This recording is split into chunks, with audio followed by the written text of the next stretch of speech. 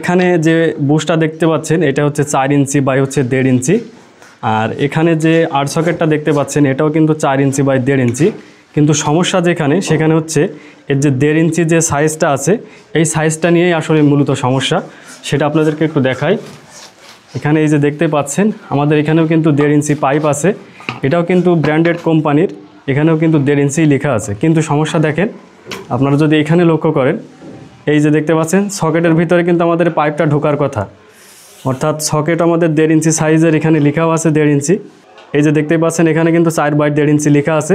কিন্তু সমস্যা দেখেন, পাইপটা কিন্তু এর ভিতরে যাওয়া যেমন তেমন আপনার হচ্ছে পাইপের সেম কিন্তু হয়ে গেছে, অর্থাৎ এর যে সকেট সিস্টেমটা সেটা কিন্তু এখানে ঠিক নেই, মানে ডাইটাই আসলে ঠিক নেই। এরপরে যদি আমরা ব্র্যান্ডেড কোম্পানির বুশটা একটু লক্ষ্য করি, এখানে দেখেন পাইপটা কিন্তু এর ভেতরে যে যাচ্ছে এবং প্রায় 1 সুতো বা হাফ সুতো কিন্তু এখানে গ্যাপ রয়েছে। তাহলে এখন কথা হচ্ছে যে আমরা আসলে কাজ করব কিভাবে? আমরা না পারছি হচ্ছে এটা লাগাতে, এবং এটা যদি লাগাই তাহলে কিন্তু এখান থেকে পানি লিক করবে এবং এটা কিন্তু কোনোভাবেই আসলে লাগানো সম্ভব না।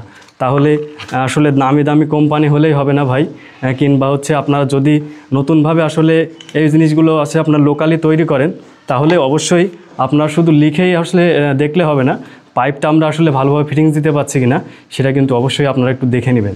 এটাতে কিন্তু আমাদেরই সমস্যা হয়। এটা তো আসলে বাড়ির মালিকরা কিন্তু টাকা দিয়েই কিনে নিয়ে আসছে, ন্যায্য দাম দিয়ে কিন্তু কিনতে হচ্ছে, কিন্তু আমরা যখন কাজ করতে যাচ্ছি তখন কিন্তু আসলে এটা ফিটিং করা যাচ্ছে না। তো আপনারা যারা ভিডিওটি দেখবেন অবশ্যই আপনারা এই বিষয়টা একটু লক্ষ্য রাখবেন। আর আপনাদের কাছে অনুরোধ থাকবে বিষয়টা যাতে সবাই জানতে পারে, এটা দিয়ে একটু শেয়ার করার জন্য। তো ধন্যবাদ সকলকে।